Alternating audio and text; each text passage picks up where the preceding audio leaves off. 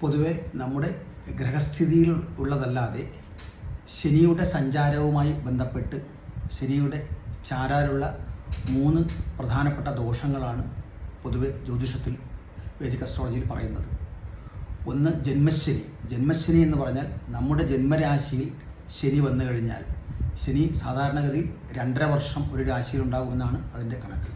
അപ്പോൾ ഈ 2.5 വർഷം നമുക്കുണ്ടാകുന്ന ചില ബുദ്ധിമുട്ടുകളും വിഷമതകളും അതൊക്കെയാണ് ജന്മശനി എന്നാണ് അതിന് പറയുക, ജന്മരാശിയിൽ വന്നു കഴിഞ്ഞാൽ.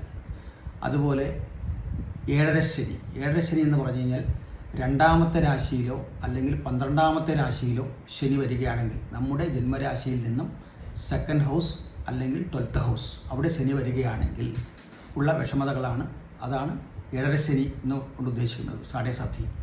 അതുപോലെ കണ്ടകശനി, 3ാമത്തേത് കണ്ടകശനി. കണ്ടകശനി എന്ന് പറഞ്ഞാൽ കേന്ദ്രസ്ഥാനങ്ങളിൽ, നമ്മുടെ ലഗ്നവുമായി ബന്ധപ്പെട്ട് കേന്ദ്രസ്ഥാനങ്ങളിൽ, അതായത് 4, 7, 10 എന്നീ സ്ഥാനങ്ങളിൽ ശനി വരികയാണെങ്കിൽ അതിനെയാണ് കണ്ടകശനി എന്ന് പറയുന്നത്.